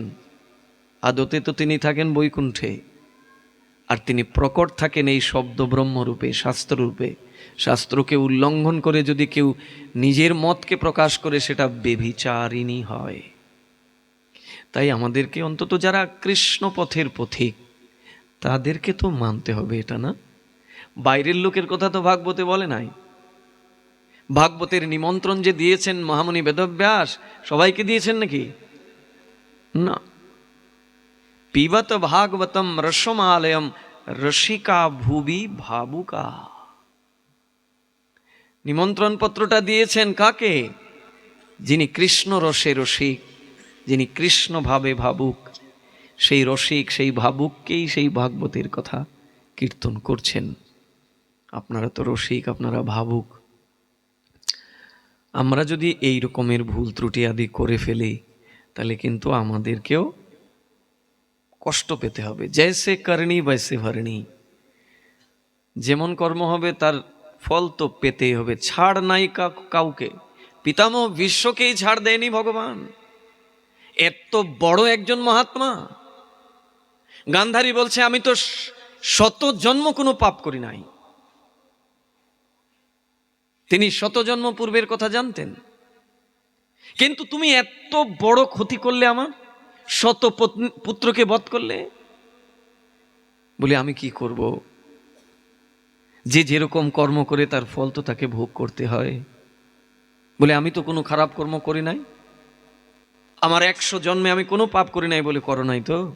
তুমি তো 100 জন্মের কথা জানো, এর আগের কথা তো জানো না। এর আগে কি করেছিলে? রাজার পুত্রী তুমি ছিলে। হ্যাঁ, শুনিয়ে দিলেন কি করেছো তুমি। ওই ফড়িংগুলোকে মেরে মেরে মালা করে গলায় মালা করে পরিয়েছ। ওই ফড়িংগুলোই 100 জন্ম পরে তোমার গর্ভে তোমার পুত্র রূপে এসেছে। সেই পুত্র হারা হয়ে এখন তুমি কষ্ট পাচ্ছ। তো কাউকে ছাড় দেয় না ভগবান, ছাড় দেয়, ছেড়ে দেয় না। তাই আমরা কৃষ্ণ ভক্ত, অতএব কৃষ্ণের কাছেই শরণাপন্ন হব, কৃষ্ণের কাছেই শরণাগত থাকব। এবং শাস্ত্রকে সামনে রেখে, কেউ শাস্ত্র কথা বলতে এসে নিজের মন গড়া কথা বলে দেবেন আর সেটা মেনে নেব, এটা হতে পারে না। এটা বিরুদ্ধাচরণ। শুনে নাই বলি মহারাজ তার গুরুদেবের কথা শুনে নাই। বলছে তুমি গুরু, তুমি আমাকে কেটে টুকরো টুকরো করে জলে ভাসিয়ে দাও, কোনো প্রতিবাদ করবো না, কিন্তু তোমার অধর্মকে আমি মানতে পারবো না। প্রতিবাদ করেছেন। কার লাভ হলো? গুরুদেবেরই এক চোখ হারাতে হলো। শুক্রাচার্য শিষ্য বলি মহারাজকে বিরোধ করেছিলেন, ওই বালককে তুমি সেবা করো না, নিষেধ করেছিলেন। নিষেধ করতে গিয়ে দেখা গেল শুক্রাচার্যর এক চোখ কানা হয়ে গেল। কাহিনীটা আর বলছি না। আর শিষ্য বলি মহারাজ ভগবানের চরণ প্রাপ্ত হলেন। ভগবানের তৃতীয় চরণ রাখবেন কোথায়? ভগবান বলছেন বলি তুমি প্রতিশ্রুতি ভঙ্গ করো না। তুমি আমাকে বলছো তুমি ত্রিপাদ ভূমি দেবে, এখন আমার তৃতীয় চরণটা রাখবো কই? জায়গা দাও। বলি তোমার তৃতীয় চরণটা আগে আমাদের দেখাও, তারপরে না জায়গা দেব। ভগবান সঙ্গে সঙ্গে তার হৃদয় থেকে সেই তৃতীয় চরণটা বার করলেন। বলি এবার জায়গা দাও। বলে তোমার 2 চরণ দিয়ে তুমি যা কিছু নিয়েছো এগুলো সব তোমার। এই নিচের 7 কুল 7 লোক আর উপরের 7 লোক সব তো তোমার, তা আমার কিছু না। তা তোমার জিনিস তুমি নিয়েছো, এবার ওই তৃতীয় চরণটা কোথায় রাখবে তোমার জায়গা পাচ্ছ না তো। জন্ম জন্মান্তরের এই দেহটা তোমার সামনে দাঁড়িয়ে, এই দেহের মধ্যে পাপের গন্ধ লেগে আছে। জন্ম জন্মান্তরের পাপ অপরাধ এই দেহেতে যুক্ত। তুমি কৃপা করে তোমার ওই তৃতীয় চরণটা আমার মাথার উপরে বসিয়ে দাও। ভগবান তার তৃতীয় চরণটা ভগবান তার বলির মাথায় রাখলেন। শিষ্য ভগবানের সেবা করে, গুরুর আজ্ঞাকে অবজ্ঞা করে ভগবানের সেবা করে ভগবানের চরণ লাভ করলো। আর গুরুদেব শিষ্যকে বঞ্চনা করতে গিয়ে তার নিজের চোখ হারাতে হলো। বিচারটা অনেক পরিষ্কার। পূর্বপক্ষ এবং পরপক্ষ দুই দিকে বিচার আছে। আপনারা বলবেন গুরুকে অবজ্ঞা করেছে, গুরুকে অমর্যাদা করেছে। না, যখন এক চোখ হারিয়ে নিলেন, এক খোঁচা দিলেন তো ওই কমণ্ডলুর ভিতরে কুশ দিয়ে এক খোঁচা খেয়ে চোখ হারালো। এখন চিন্তা করলো এখন যদি না বেরোই তাহলে আরেক চোখ কানা করে দেবে, মেরেই ফেলবে আমাকে বিষ্ণু। গুরুদেব ওই কমণ্ডলু থেকে বের হলেন, বের হয়ে বলছেন আমারে ক্ষমা করে দেন। তাকাচ্ছেনও না বিষ্ণু তার দিকে। তুমি আমার ভক্তের সাথে দ্রোহ করেছো, তোমার দিকে কিসের সম্পর্ক আমার? দেখুন গুরুদেবের প্রতি শ্রদ্ধা শিষ্যের কেমন থাকে। অন্তিমে দেখা গেল বলি মহারাজ গিয়ে স্তুতি করছেন, প্রভু তুমি তো ক্ষমার পাত্র, তুমি আমার গুরুকে ক্ষমা করে তোমার চরণে জায়গা দাও। অমর্যাদা করলেন গুরুকে, গুরুর জন্য ভগবানের কাছে প্রার্থনা করলেন শিষ্য। ভগবান তাকে চরণ তো দিলেনই দিলেন, দিয়ে বলছেন তুমি যেভাবে সেবা করেছো গুরুর কথাকে অমান্য করে, আমি যে তোমার কাছে ঋণী হয়েছি, এই চরণ দিয়ে এটা শেষ দেওয়া নয়, আরো কিছু চাও। বলে আর কিছু লাগবে না। বলে না না না না, আরো লাগবে। বলো তুমি কি চাও? বলে আমার কিচ্ছু লাগবে না।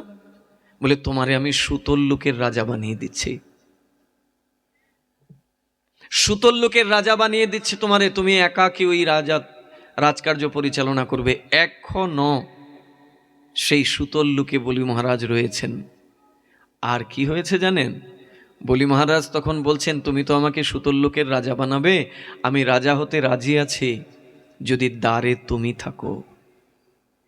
আমি যখন রাজদরবারে প্রবেশ করব তখন তোমার মুখমণ্ডল দর্শন করে প্রবেশ করব, আর যখন রাজকার্য থেকে বাইরে আসব তখনও তোমার বদন দর্শন করব। ভগবান তথাস্তু স্বীকার করে নিলেন, ভক্তের পাহারাদার হয়ে গেলেন। দাড়ি মানে কি? সেই সুতোর লোকের পাহারাদার স্বয়ং ভগবান বিষ্ণু কৃষ্ণ। বিশ্বাসটা তার প্রতি দৃঢ় করতে হবে ভক্তবৃন্দ। চৈতন্যের চরণে যত বেশি বিশ্বাস আনবেন ততই জীবনে আনন্দ পাবেন। চৈতন্যের প্রত্যেকটি বাক্যকে সমাদর করতে হবে, কারণ তিনি ভগবান, তিনি জানেন কিসের দ্বারা আমার মঙ্গল হবে। সেই চৈতন্যের পার্শ্বদের সঙ্গ করতে হবে। আগামীকাল সেই নিত্যানন্দ ত্রয়োদশী, প্রভু নিতাইয়ের আবির্ভাব। দয়ালের ঠাকুর মাথা ফাটিয়ে দিয়েছে মাথায়, তারপরেও মহাপ্রভুকে বলছেন ক্ষমা করে দাও। তুমি অস্ত্র নিয়েছো কেন? তুমি চক্র হাতে নিয়েছো কেন? তুমি না প্রতিজ্ঞা করেছো এই কলিতে তুমি অস্ত্র ধারণ করবে না, তুমি প্রেম দিয়ে সকলকে শুদ্ধ করবে, তাহলে ওরে তুমি মারবে বলে অস্ত্র নিয়েছো কেন? সম্বরণ করো। বলছি ও তোমার মাথা ফাটিয়ে দিল আর তুমি তার হয়ে আমার কাছে প্রার্থনা করছো। ইনি হলেন নিতাই। গুরু হয়ে কেমন করে ভগবানের সেবা করতে হয়, যিনি গুরু তিনি কি করে ভগবানের সেবা করেন, এর জ্বলন্ত উদাহরণ নিতাই চাঁদ। যা কিছু ভগবানের উপকরণ সেবার, বেজনাদি, আসন, বস্ত্র, শয্যা, সব ওই নিত্যানন্দ প্রভু স্বয়ং। ওই নাট্য মন্দির যেখানে বসে আমরা ভগবানের কথা শুনি, এটা নিত্যানন্দের আসন। সেই নিত্যানন্দেরই কাল আবির্ভাব তিথি, নিত্যানন্দ ত্রয়োদশী। এটা উপবাস থাকতে হয় ব্রত হিসাবে, যেহেতু এটা বিষ্ণু তিথি, উপবাস করাটাই বিধেয়। তো আমরা তো আবার ওই বললাম যে ওই কিছুদিন আগে করলাম অদ্বৈত সপ্তমী, কাল গেল একাদশী, আবার কালকে ব্রত করব, শরীরটাই তো নষ্ট হয়ে যাবে রে বাবা। আচ্ছা করুন না, খেয়ে দেয়েই করুন, 12টা পর্যন্ত উপবাস থাকুন, নিতাই চাঁদের অভিষেক করেন, তারপরে ওই ফল সবজি আদি খেয়ে থাকা যায় না? গুরু কৃপা পেতে গেলে না খেয়ে থাকতে হবে না, থাকুন খেয়েই, কিন্তু একটু সবজি ফল আদি খেয়ে করুন। আর সারা দিন নিতাইয়ের করুণা, নিতাইয়ের কৃপা নেওয়ার চেষ্টা করুন। নিতাই যে নাম দিয়েছেন মহাপ্রভুর মাধ্যম দিয়ে, মহাপ্রভু নিতাইকে মাধ্যম করে ওই নাম ঘরে ঘরে বিতরণ করেছেন হরিদাস আর নিত্যানন্দের মাধ্যমে। সেই নাম নিরন্তর করতে থাকুন। মহাপ্রভু জগাই মাধাইকে বলছেন, দেখো ক্ষমা তো করে দিলাম তোমাদের, কিন্তু শুনে যাও, আর করিস নে পাপ। এ যাবৎ তোমরা দুজন যা যা পাপ করেছো আমি সব পাপ থেকে আজকে মুক্ত করে দিলাম, আর করিস না রে বাপ, আর কোনোদিন পাপ করবে না। জগাই মাধাই প্রণাম করে বলছেন, প্রভু আর না রে বাপ, তুমি কৃপা করেছো এটাই তো অনেক, আর না রে বাপ, আর কোনোদিন করব না। এটাই হলো মহাপ্রভুর দয়া, এটাই হলো নিত্যানন্দের দয়া। এমন কৃপা করলেন যে জগাই মাধাইয়ের মধ্যে যে পাপ বীজটা ছিল, পাপ করবার যে প্রবৃত্তি, বাসনা, ইচ্ছা, এটাকে সমূলে উঠিয়ে নিলেন। এই শক্তি গুরুদেবেরই আছে। আমরা ওইভাবে যদি গুরুচরণে প্রণত হতে পারি তাহলে বেশি দিন নয়, এই জন্মেই কৃষ্ণ কৃপা পেয়ে যাব। সেই নিত্যানন্দের কৃপা সবার প্রতি বর্ষিত হোক। প্রভু নিতাই চাঁদ আমাদের সকলকে কৃপা করুন। আমরা এই জায়গায় কথাকে বিশ্রাম রাখব। পরিশেষে একটা ভজন না করলেই নয়, আমরা ছোট্ট একটা ভজন করছি। আপনারা সময়টা একটু, আমি এসেছি কিন্তু অনেক আগে, জানেন 6টায় এসেছি, কিন্তু শুরু তো হলো সেই 9:30, বসতে বসতে কি করব। আর আমাদের সন্ধ্যাটা এরকমই হয়, গত 2 দিন যেখানে করেছি ওইখানেও ওই রকমেরই। ওই সবাই সব কাজ টাজ শেষ করে দিয়ে আসেন। আসুন আমরা ছোট্ট একটা ভজন শুনে, যেহেতু নিতাইয়ের প্রসঙ্গ এসেছে, নিতাই